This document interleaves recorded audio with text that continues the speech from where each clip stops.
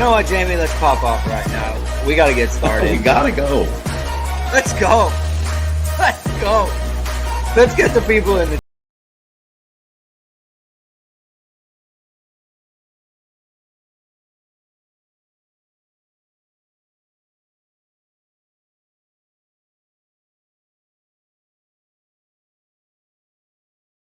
I'm your host, Greg Flamong, and with me, as always, is Jamie Ueyama, Mr. Jamie University. Notre Dame just fell to Louisville 33-20. Real bad. Real bad, Jamie. You know, it was bad. One of those games where I didn't really feel like during it at any point, it's like, oh, Notre Dame's blowing this. Like, I didn't think that. I didn't think they were blowing it. They weren't playing very well. It never looked good, especially on offense. And that's going to be kind of the main crux of what we talk about here. You know, obviously there were problems on defense, especially late in the game with the run.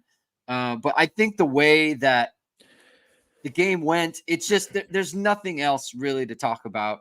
Offense never looked good at any point. Did it look like they are a team that can actually sustain success, against any kind of good defense? Against any kind of good, like this is not a good defense. It isn't. And no. So I think that the problems that we saw from them against Ohio State and against Duke, that wasn't matchup specific. It was not. It was the way that they go about playing offense. It was the way they go about planning offense. And they need to fix that. And I think that I kind of want to talk to you about, like, what do you think Notre Dame can do from here to actually be a good offensive football team? Because I'm having a tough time kind of identifying where I think that can come from. I mean, they're rotating offensive linemen in game 7, Jamie. That is shocking. Like, when I saw that, I was like, oh boy, like there are some real problems. So we're going to talk about that. Hold on though, Jamie. I got to pay some bills. We got to pay some bills and talk about one of our sponsors, ESQ. They've created the world's first bamboo dress shirt crafted from high quality bamboo fabric. It's the softest and most comfortable shirt you'll ever put on. Not only more sustainable than cotton, also feels cooler, has stretch, is odor, wrinkle resistant, and even machine washable. You've seen ESQ's one-piece collar bamboo shirt on all of Notre Dame's top players and coaches. It's the perfect shirt for today's business meeting or heading for a night out. Use ISD 15 and get 15% off all online items. That's ISD 15 for 15% off. Couple super chats. First from Caleb Collins. Thank you for the super chat. Parker runs a high school offense, undisciplined team. That's a pretty fair take. All very fair. And Irish 0295, thank you for the super chat. Parker needs to be fired. I don't like going around calling for firings and that sort of thing, so I'm not going to do that, and I don't think Jamie is going to do that. But Jamie, where do you think that where does Notre Dame find success going forward? It's for me, it's hard to kind of define, like, where is the success going to come from? You got to change the whole operation on offense. And you know what? And I think, and like you said, I'm not calling for Jared Parker to be fired immediately. Like, these people, like, leave him on the tarmac, whatever. Like, I don't think that's that's not a good look or whatever. But whatever they're doing right now, I don't even care if you take the play calling away from them or you do whatever. You have to decide something. Like, you need somebody else. Whoever's working third down, that person's has got to not be assigned that anymore. They're 4 of 25 in their last third downs. Like, but obviously it's more than that. But, like, that fourth down call at the end of the game, like, you're going to go for it on 4th and 11. Actually, okay, let's talk about the defense first, and Marcus Freeman second, and then, because we're going to spend a lot of time on the offense. So why don't we do that? Let's go that first. So, obviously, they gave up the 2 explosives in obviously what they did in the pass game. Great. Like, Plummer they had nothing explosive really in the pass Yeah. game. Yeah. They did a great job. Like they did what they were supposed to do there. But in order to do that, you have to be able to not give up the explosives in the run game. They gave up 2 big ones. They end up touchdowns. But even on those plays are like plays where I could say like DJ Brown make a play on those plays. It's play is designed. He is in the hole, unblocked in the hole. That's where it's designed. They're drawing up Marist on that when it's like, no, he went where he's supposed to go. You have an Yeah. unblocked in the hole. You need to make the tackle. Just Yeah. that's the way the defense is designed. So Yeah. they designed it for him to be free. You got to make the play there. Yeah. And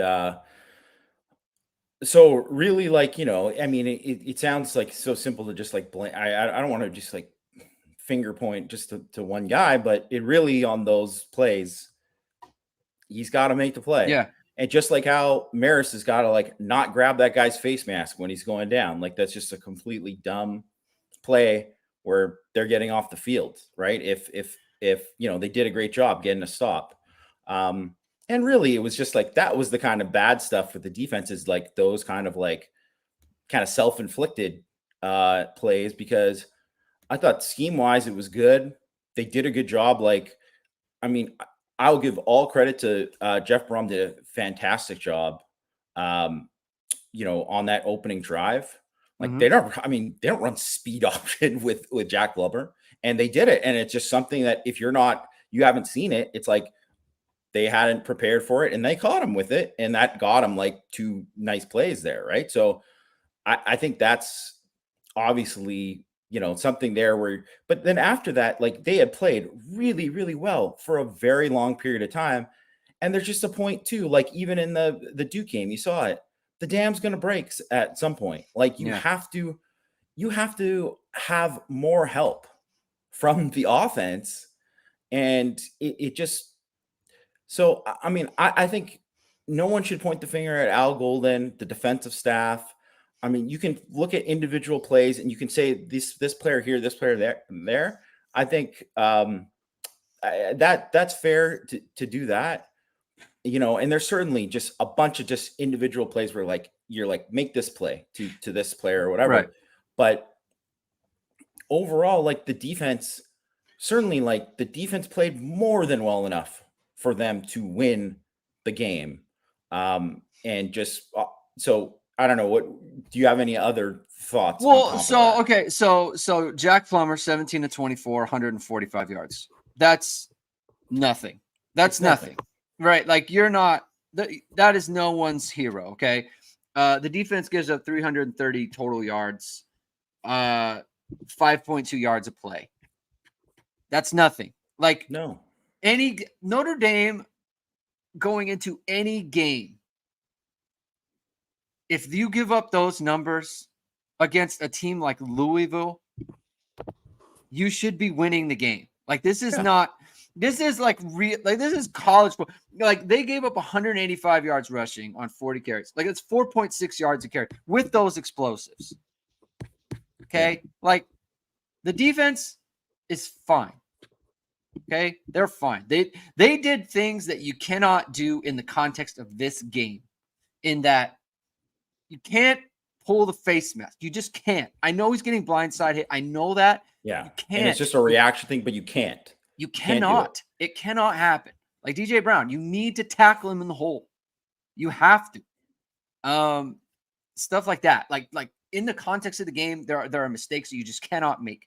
But again, there are so many opportunities for the Notre Dame offense to just take control of the game if you're doing anything right, and they're not doing it. Okay. So there's that part of it. The Freeman part of it, which again, he continues to make mistakes with decisions and like game management that are very bad in this game. Very not good. Right? Like even the timeout before halftime. Like I get it. You want the ball back. Okay? You want the ball back. You want another possession before halftime. You run a quarterback draw, which why are you running quarterback draw there Yeah. It's basically designed to get your quarterback either hit or he's not going to, like, it's basically 7 yards and you're going to lose like 20 seconds off the clock. So you're not going to call a timeout off that. Then you get sacked. Okay. At that point, drive's dead. Like, we're done. You can't keep going at that point. And they're not calling timeout. You need to let the clock run out. Now, it didn't hurt him because they end up missing the field goal, right? But it's like decisions like that. The 4th and 4, I know he kicked a 54-yarder, right? And I know the offense hasn't been going well. And I put it on Twitter, like, if you don't want to go for 4th down, then down 7, a drive later, you are going on 4th and 11 from your own 30. Yeah. Down 11 points. Like, that's why you got to go for it. Yeah. Like, that's why. Because why are you losing. aggressive here? It did not make sense. That to me is him grasping at straws and not that's not even following a chart or whatever. That's grasping at straw. And to be fair to Marcus Freeman, he's probably like, I don't even know what I got with my he's just right. Yeah, he's probably flustered by all that. But still, like, just to call a timeout after the sack. After Joe Alt gives up that sack, you gave them a chance at points. Yeah, he handed them a chance at points. I know they missed the field goal, but you're putting your defense in a horrible situation. And I don't, like I said, I don't care what defense it is. I don't care if it's the friggin' 85 Bears. If you get put in these situations again and again, you're not going to get a stop every time. And eventually the guy's going to make field goals, just like he did here in this game, right? Like, so that was just a completely dumb decision. Those are just bad decisions. And I just think that, like, obviously, there's much more of the blame goes onto the offensive staff in general. But even then, he's the head guy and he's got to be in there and be like, well, what are we doing here to win on 3rd down? What are we doing here? Why are we running this play on 3rd and short? Like, he has to step in at some point, and, like, there has to be some, especially when it clearly, it's like no one thinks that's a good play call. Like, there was no one who would have ever thought that was a good play call. So that has to, I'm not saying he takes over the play call, but at some point you have to be like, you can't just be agreeable. You have to like kind of put your foot down and say, like, what are we? Who are we as a football team? Do we not, like, why does it take the whole first quarter for Audric Estime gets a carry, like, and maybe he came in banged up because he was banged up in this game. But if he's that banged up, then don't start him. You know what I mean? If he's that banged up, then you have other backs. Like, you have 5 backs. Like, nothing that happens to Audric Estime should preclude what they want to do on offense. No. I don't understand that. Like, that doesn't make sense to me. And I tweeted it out. Like, the way that they were and the rhythm that they played with and the style of play, like it did seem like early in the year, like, plays built on each other and there was an actual plan to it. It just seems like they're just kind of calling stuff now. And the way that they came out, like, again, spread with 4 wide, or, like, not in 4 wide because you have a tight end, they're in 11 personnel, but, like, you're in 4 wide and you're just doing straight dropbacks.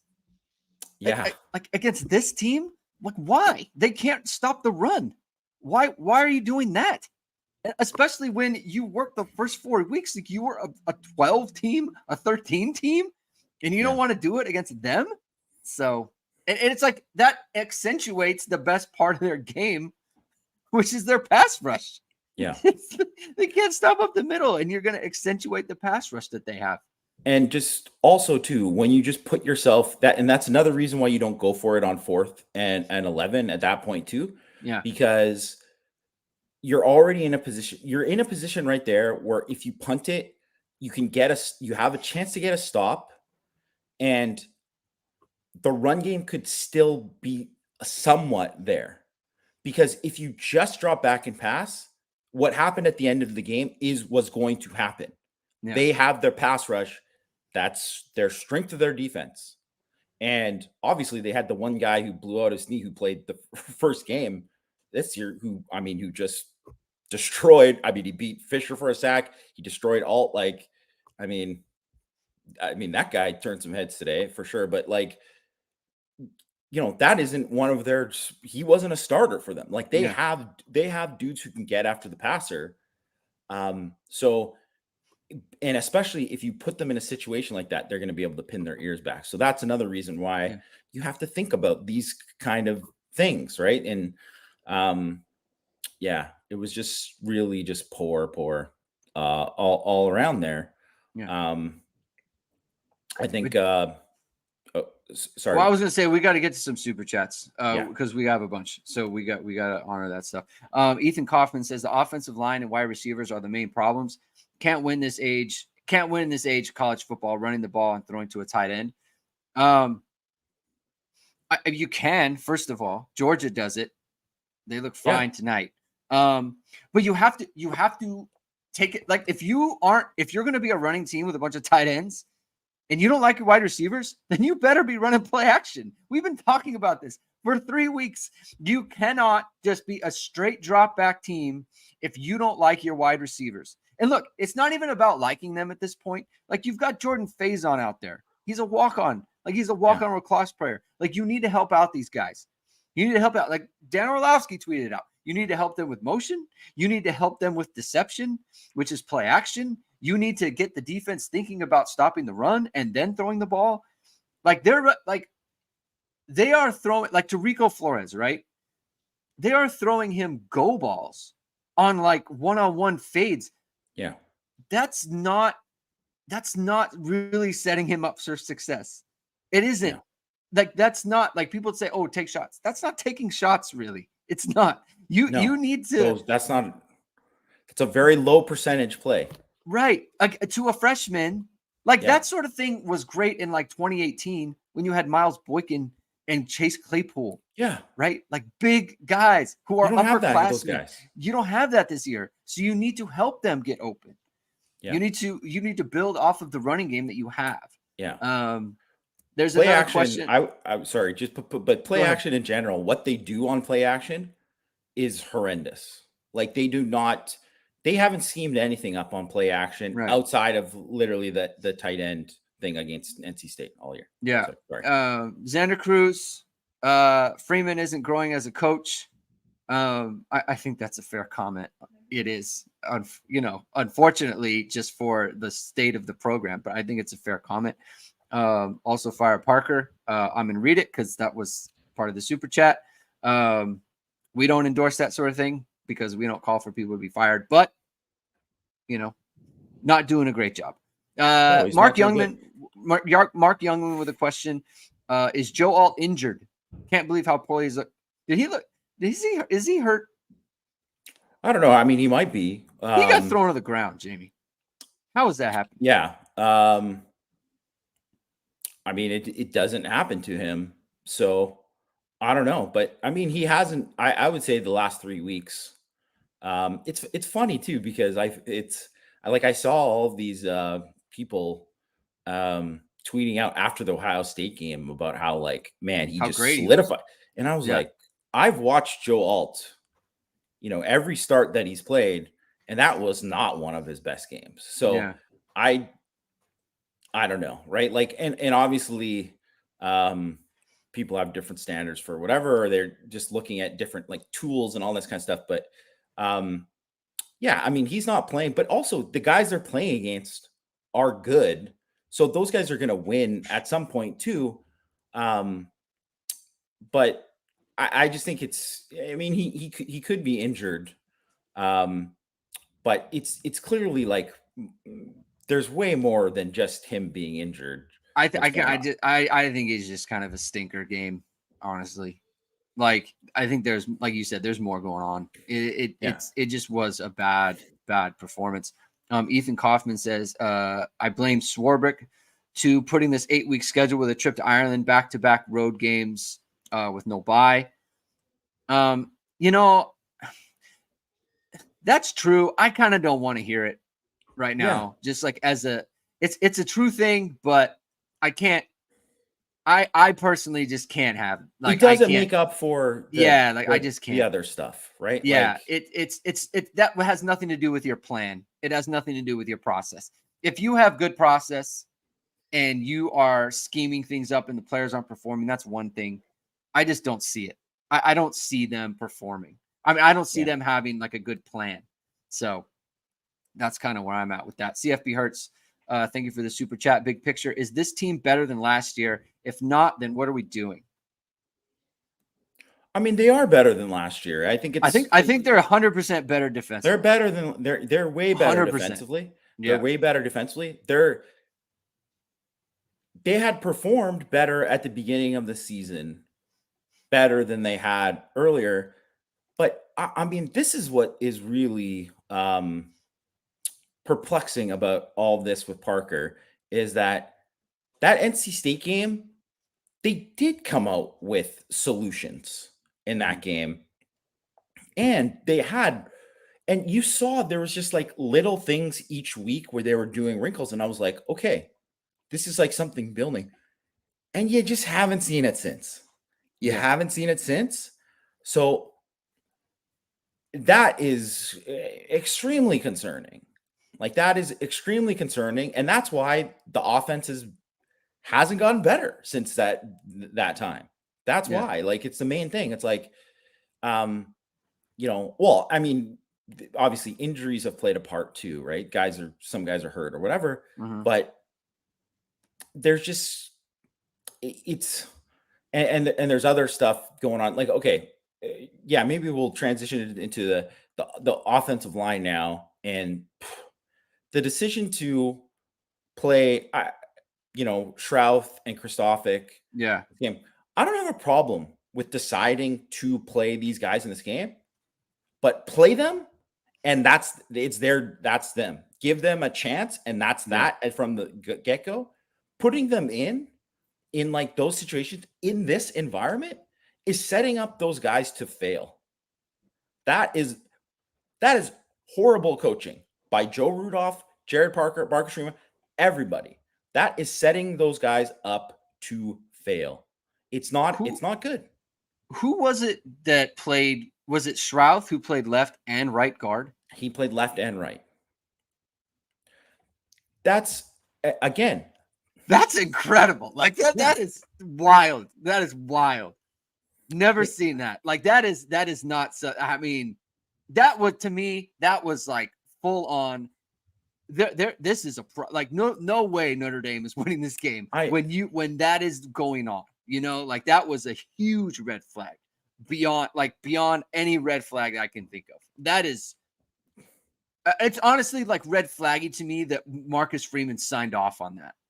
Like that, that's okay. You can, like, if it was a home game against Central Michigan, oh, for sure, but fine. this game was just the dumbest decision possible to put those guys in that situation, and I'm saying that without even knowing, like Shrouth, there was one play where he just destroyed the defensive tackle on this play. It was only like a 2-yard run to JD Price, but I mean, when I say he like destroyed his guy, he destroyed him Quentin Nelson style.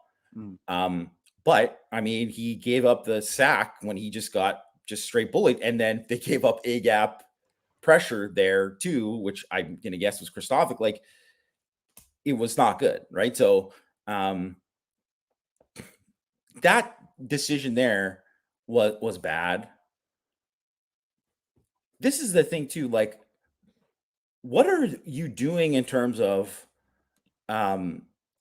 this is what, okay, it's not, first of all, Louisville didn't do anything that they didn't really show before on defense. They weren't like, guess what? Like, it was obvious. They loaded the box, and on short yardage especially, they were like shooting gaps They're shooting gaps. And if you aren't on third and short and you're not tightening your splits, you're not shortening your splits, then you deserve to get a tackle for loss. Like that means you aren't coaching those guys up right. And I know Blake Fisher didn't pick up the inside guy there. And I think that is 100% on Blake Fisher and not Joe Rudolph. Let me say that play. But there was another play where, Joe Alt didn't get to that guy, but it was like he had no chance to get to that guy because his split was too, like, you have to tighten it down there in those things. And you have to know you can't run inside there because that's where all the things going. So you have to do something outside, and you also can't have a bunch of pullers when they're doing that and shooting like that. It's essentially what, if you think Miami 2017, that's all they did. And they just destroyed Notre Dame's, like, every counter tray they run, every, pin and pull. That's what they did. Like, and that to me is like, I don't know how that is not obvious. And also, these guys have coached for a long time. Like, this is something that, like, I learned, like, in high school football, fair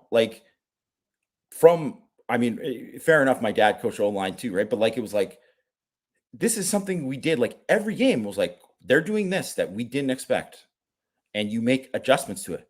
There was, like, no adjustments to what they were doing. Or if they did, it was like, it was certainly not noticeable. Yeah. Any kind of adjustments they made there.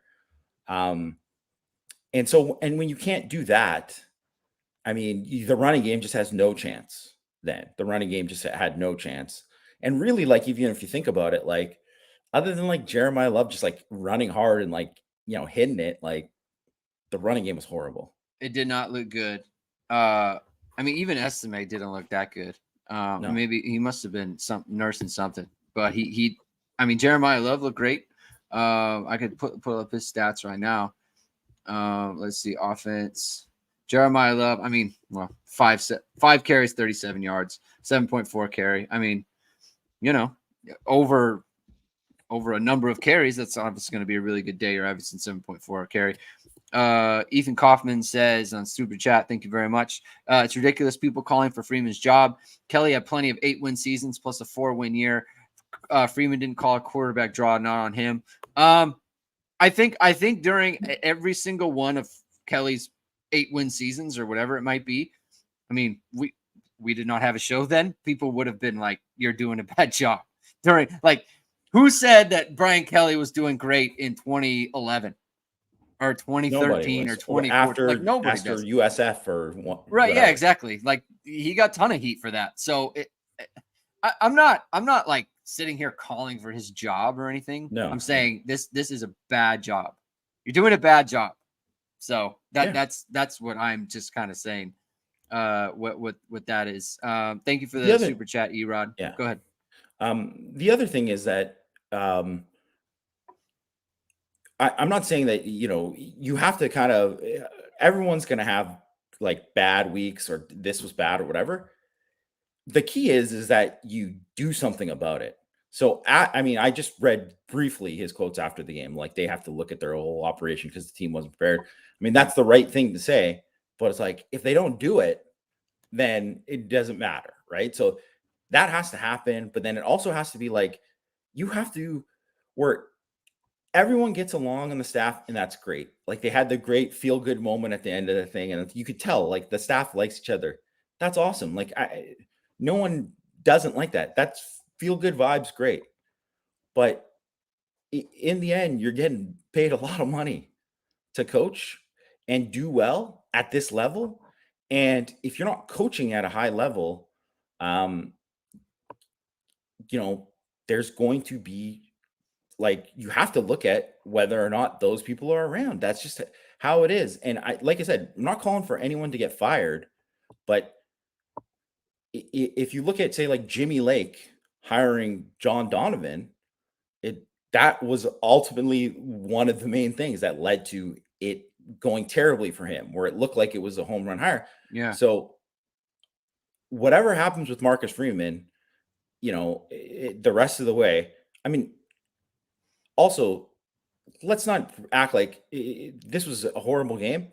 They are 11-3 in their last 14. I'd say that's a lot better than the 3-3 start. So they have done better, and there's a lot there to like overall. But ultimately, it's about like succeeding and not having games like this. And you do have to look and evaluate everything, and that has to be done. And if you aren't getting what you need from this thing, then you have to look at what will happen in the future. So next week is a huge week for Marcus Freeman, for the offensive staff. Like, USC's defense stinks, guys. It's not good. If Notre Dame, Louisville's defense stinks. but they're not. Louisville's defense stinks, but they're better than USC is what I would say. But could I imagine if Notre Dame coaches like this game, it'll be a similar result. It will be a very similar result. It'll be worse. It'll be worse. USC is the type of team. Oh, because they will score like 50. Yes. Yeah. Caleb Collins, another super chat. Thank you for that. Staff has wasted so much talent. I don't know if I totally agree with that. I guess on offense, like when you're playing offense this way, you're wasting kind of everybody, I suppose. Yeah. Irish guy with a question. Can we talk about strength and conditioning? With Bailiff gone, seems like the team is getting weaker. I don't want to put poor play and poor planning on strength and conditioning. Yeah, no, it's not I don't think they're weaker. I just think they're not prepared. I mean, look, Marcus Freeman said they weren't a prepared football team. This is actually an interesting comment from Steve Perry. Thank you for the super chat, Steve. Would like to see Freeman come out and ditch the coach speak and proclaim we are starting over from scratch. We're going to open up all positions to new competition, see who really wants to be here. What do you think? What do you think they should do? Honestly, like, what do you think, Marcus? Like, how should he approach it? How do they right the ship? Because again, honestly, Jamie, I really feel like this is worse than last year on offense. I do, because it's way worse. Yes, because last year they were coached way better last year. They were way better coached, and like the bad games that, in my opinion, like the Stanfords and the Marshalls, to me, were like, there are opportunities there, like people literally like running wide open, and the quarterback is not hitting them. And I would still put that on coaching, because like you got to either get him to see it, or you got to get him to be able to hit these passes. Like, I still put it on coaching, but to me, it was like, there's stuff there that if they would just hit on them, that you're in business. And I don't see that. I just don't see it. I didn't see it in this game when they show the all 20, all 22, but like behind, it's like, I don't see anything like breaking open. I see kind of the same stuff over and over again. So I just don't. That's why I'm asking the question of like, how do they fix this? Like, I honestly don't know where it comes from, other than just play better, because I don't see where there's just a ton of missed opportunities. Well, I think play better is obviously, but I mean, first of all, you got to just cut out the stuff that is like so easily controllable, like the stuff that we mentioned with if you're unhappy with the guard play and you want to play other people, have a plan that this is what you're going to do, and say, guess what, Billy Schrouth, you're starting this week. And then if he struggles, guess what? You tell Pat Coogan, your number might get called again, or Spindler, or whoever they want to do. I'm just saying that, right? Like, that's what you do, and not in that. So like, come up with a better plan for that personnel wise. That's 100%. That is easily controllable. Marcus Freeman, those coaching decisions within the, like, if they need somebody to help him out with that, then that needs to happen, because it's happened, at least a couple games in a row where those were bad mistakes that they just can't. That hurts your team from winning, right? Like, and then it makes, I mean, the whole thing with estimate, like scoring there, it kind of bailed him out of a bad decision, right? Yeah. Yeah. So that's like easily controllable from that standpoint. In terms of like the play calling and like the passing game and all that, I mean, I think you got to really just be like, okay, well, whatever they're doing now, however they're doing it, somebody else needs to do more. And sometimes that honestly might even be that might I don't know the process of how it all breaks down in terms of Mhm. how they're doing it, but it might mean like Chancey Stuckey, you take on a bigger role now. You have to do this. Like you are going to technically be the passing game coordinator now. Or sometimes like literally like last year when South Carolina started lighting it up at the end of the year, and you're like, wow, Spencer Rattler's really gotten on a heater at the end of the year.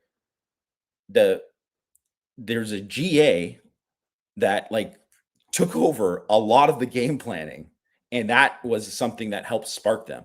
So, I mean, and I'm not saying it's going to be a GA or someone else, but you have a lot of people on staff, and you have to look at whether, say, like maybe with Parker, you just say, well, you concentrate on this then.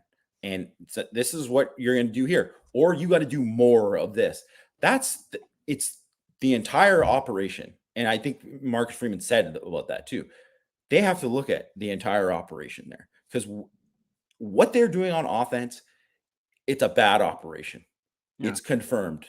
They have to, whether it's an operation in terms of like somebody else, maybe somebody else needs to go upstairs during the game so they can better see things to make adjustments during the game. Maybe they need somebody else down on the field to be able to communicate better. It's all of these little things. It's practice. It's how you're structuring practice. It's how you're structuring the game plan of the week.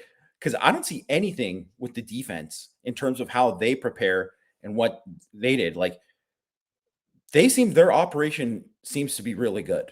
Totally different programs. Like just two Yeah. different, just completely different programs there. Yeah. Zach Davis with the super chat. He is sad. Thank you for the super chat. If nothing else. Xander Cruz. Let's see. Be mean. The staff deserves the shame. They embarrass all of us fans of Notre Dame. I don't feel like that. That's like, to me, that's like harsh. Like that's a little.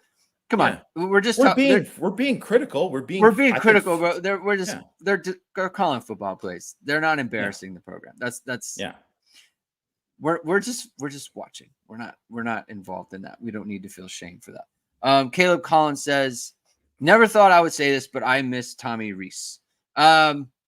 So look, Jamie,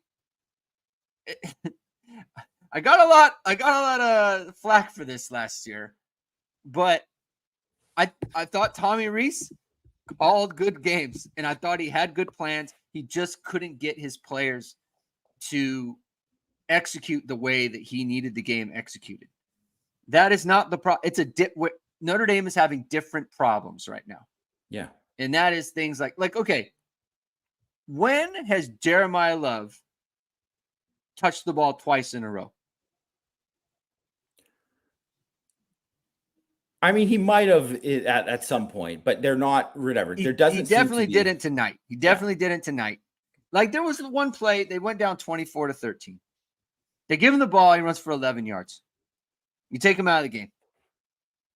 And they do a pass and loses a yard. And it's like, we're just build off that. Like just do it again, right? Like you gave him the ball. Like, why does he have 5 carries for 37 yards? 5 carries. We talked about it before the game, like on Thursday. Yeah. Like give him the ball. Like get multiple touches, 10, 12, 15 touches. He was your best offensive player. Like I'll say one thing that I did like. I think this is the only thing I liked about Okay. the All right. offense today Okay. All right. was they ran that swing screen to Love, Yeah. Yeah. right? Got about 9 yards on it, whatever, right? I'm like, that's exactly the kind of thing that they needed to do in this game, and they should do more of. They ran several screens to Tyree in this game. Do more of that. Do more of that. Like, absolutely do like that kind of thing. Those were like some of the most positive passing plays of the game. Like, yes, those are good. Those are good calls. Those are good, easy calls in the situation. The stuff in the slot, like taking The stuff in the advantage of slot. their slot, like that was That's good stuff. that's good. Um, this is the thing, and it brings it back to the Dan Orlovsky point. And we talked about this during the week about them. They don't use motion. They do a lot of stuff before, and then they get set, and then that's it.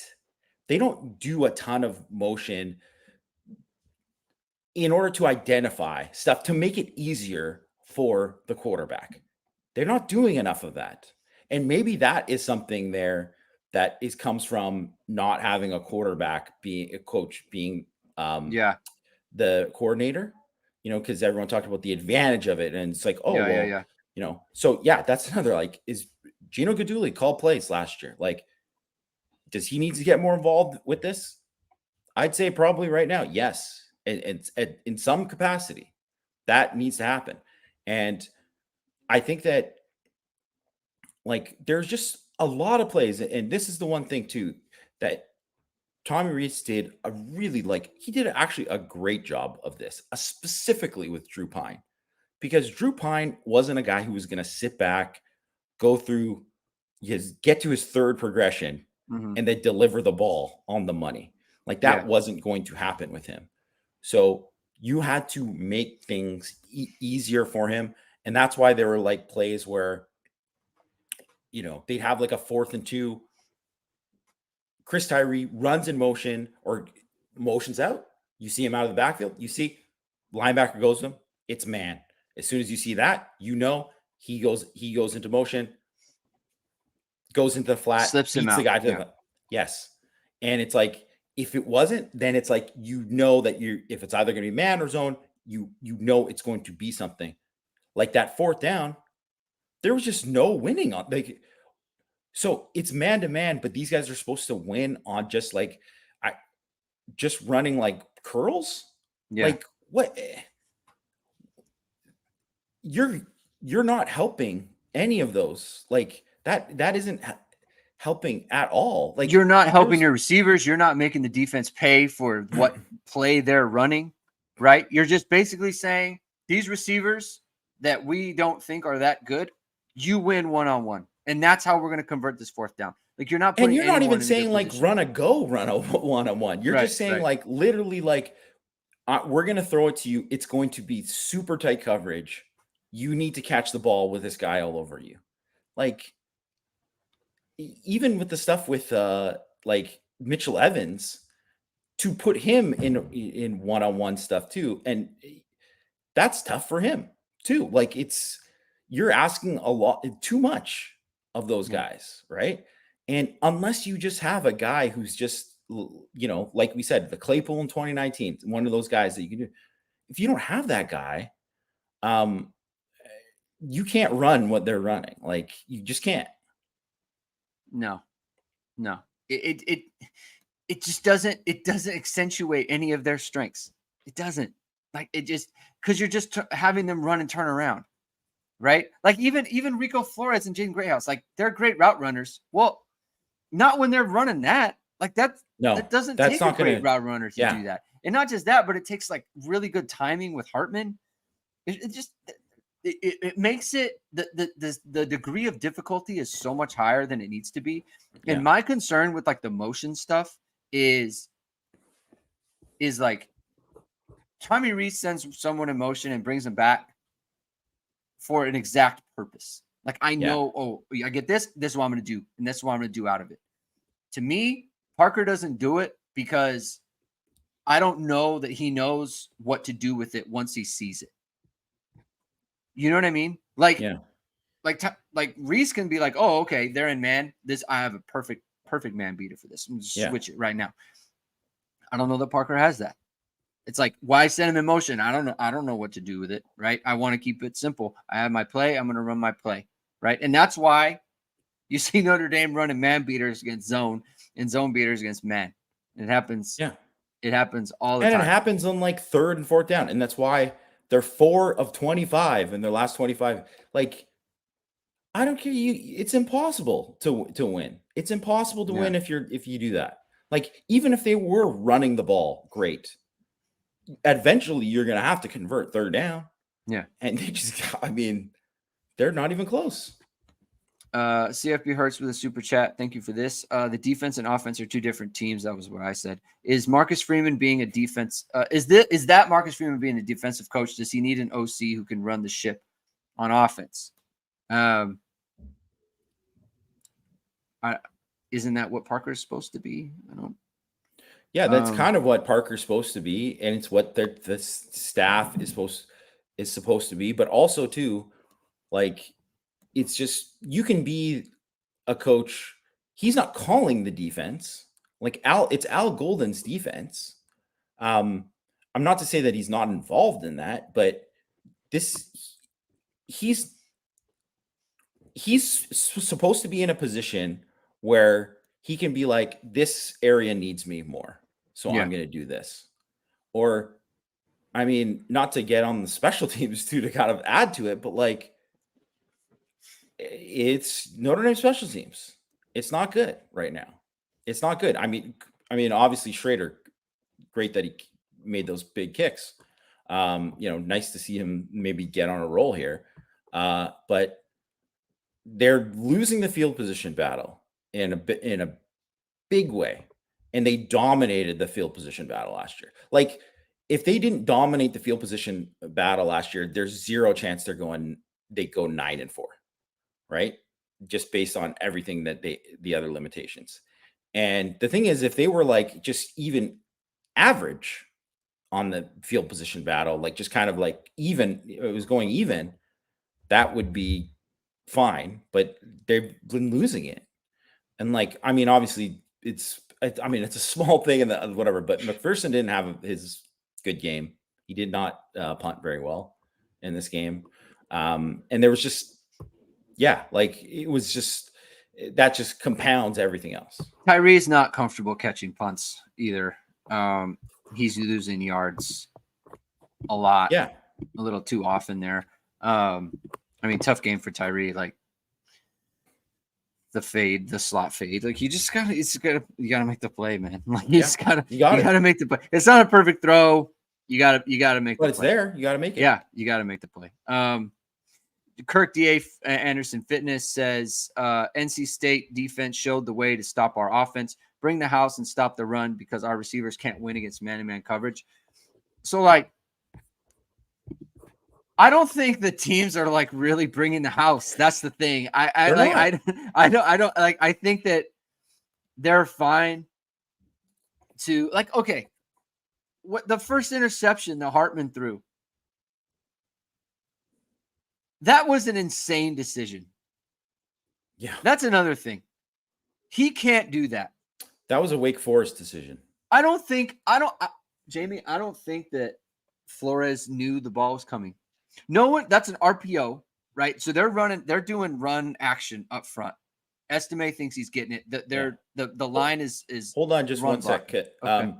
Erod, you mentioned that you sent the thing, your message didn't come through. If you have a thing, write it down in there and we'll get to your thing. Cause I remember Erod pulled it up. Erod, it pulled up and it didn't come through. So write it in the comments here and we'll get to your Erod. I put up the super chat, but I thought you were just sending a super chat. Put it up. I'll put it up. Put it up. We'll get to it. Yeah. Sorry, I put up I know for a fact. I know because I saw it. So okay. Put it up, Erod. We'll get to it. Go ahead, Greg. Sorry to interrupt. But yeah, it's run action up front. And I think Rico Flores is literally just running off the corner. Yeah. And he had no idea it was coming. And not just that, It's not even a good throw on top of it. No, it was not. Inside towards the defender. Like, that can't happen. You can't do that as a quarterback, you know, as a sixth-year senior quarterback. You simply cannot. So I just that's another one where it's like there's kind of let's see. Let's put up Erod. Here we go. I might be in the minority, but it seems players aren't executing well enough. Tyree fumble on the 3rd and short. O-line not blocking well. The receivers can't get open and drop passes. So this actually turned out to be a very timely comment, because that's what I was about to say. It's like not just the fact that they're not being put in good positions, but then Hartman makes a mistake. Blake Fisher, just really poor game. Correll's getting pulled. Oh, Joe Alt getting run over. Had another bad rep on another pass play. Like, these are your best players. You know, you have Chris Tyree down on the thing and just hit him and score a touchdown. And they're not doing that. So it's just like on offense, it's just a very bad mix of the players aren't stepping up and the coaches aren't setting them up. It's all bad. Like right now, it's like none of it's working. Yeah. And so I guess for me, it's just where do the changes come? I think you have to look at what they did at the start of the year. What were their plays, the way that they went about calling those plays, and you just have to lean on physicality at this point. It has to be just play action passing. And like, when was the last time they went under center, Jamie, and like ran play action? I honestly don't really remember it. It's not a thing that happens. And they need that. That's what this team calls for, what they are. You have to be able to do it. And if you can't do it, then you can't play good offense. Well, they just need to find a way to do that. This is the other thing with the play action. There's zero rhythm with it. It's never off of like, these are our base runs and we're going to show you this action. That's why play action works, is because the linebackers and the safety specifically see pulling guard. They see, they see down block. They see this, whatever. They see something specifically, a key that makes them think run. That makes them think this is that run that we prepared for all week, that they run and they run well. So this is why Notre Dame does none of that on play action. They do not. They don't have that. It's not like there is no rhyme or reason for the flow of calling those play action passes. Like, there wasn't that NC State, like, you ran the short yardage with the power with the fullback, and then you did that and you leaked him out. Yeah, you did that. When is the last time they did something off of that kind of action where they, made the defense like stressed because of that? Where they're like, that's literally like all of play action. That is like the best play callers in the world. That's what they do, is they make you think, here's this coming. Oops, it's not. We're doing something else off of this. And that was and that's also why like Notre Dame was so successful in play action and probably should have done more of it last year with Tommy Rees. They just don't do that. They don't do a good job of that. That needs to change. Absolutely. Like, Notre Dame's play action numbers are disgusting. They're bad. Like, why? When you have the backs that you have, when you have this old line that should be able to do this, because that opens stuff up in the running game later, because you start thinking you get them thinking, oh, well, I can't really hit it here. I got to like hesitate for a second.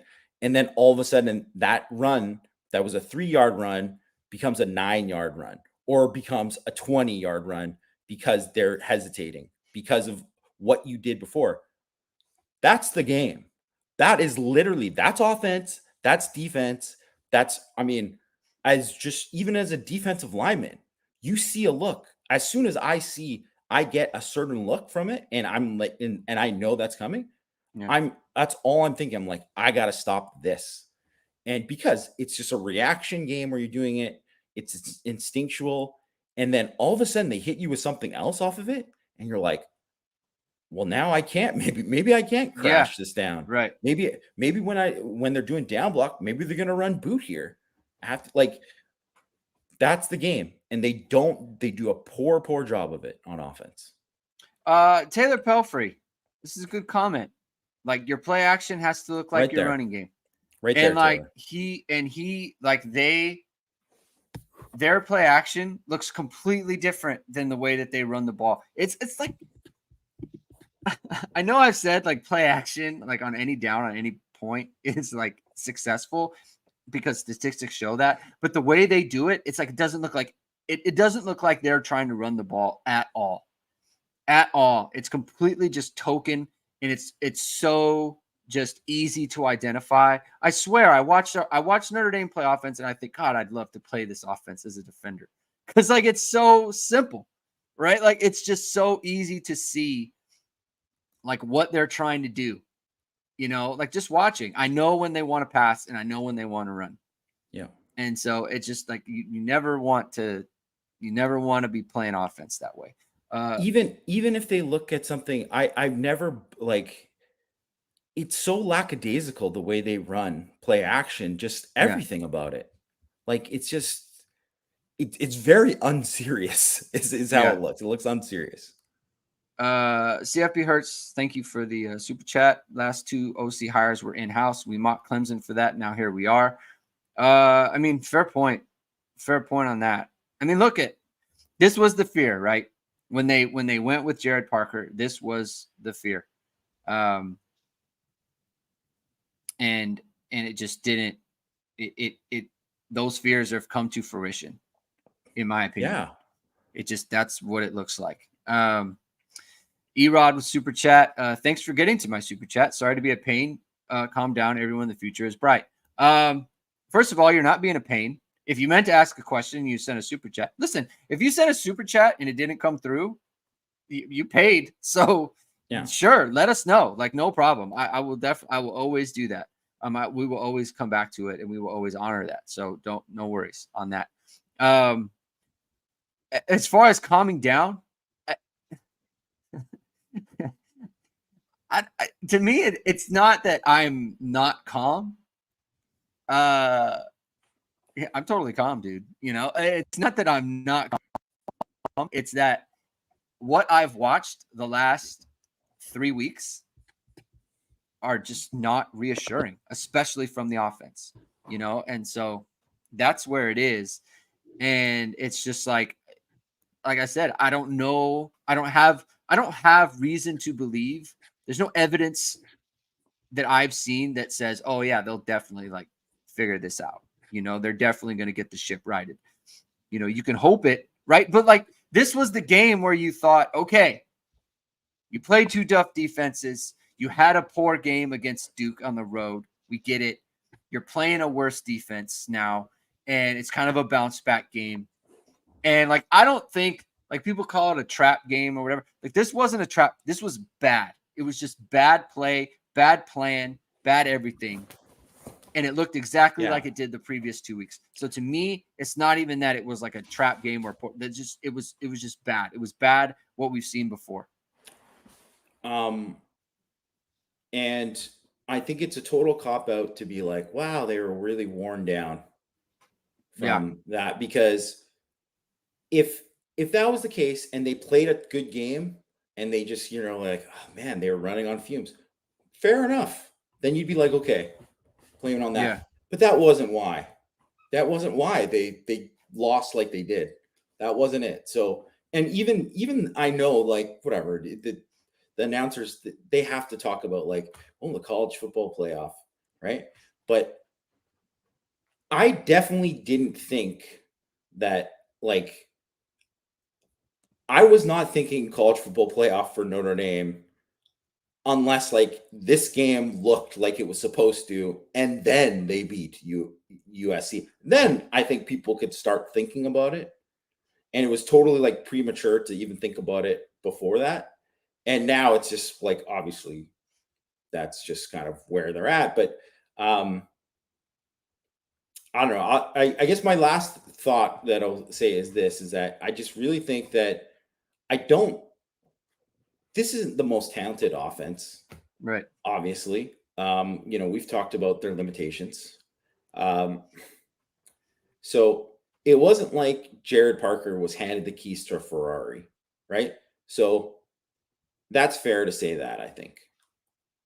But I'd say he was given the keys to a Chevy, like a pretty dependable Chevy truck that could really get the job done. And this was like they let the car run out of gas, or like they didn't change the oil or whatever. Like it's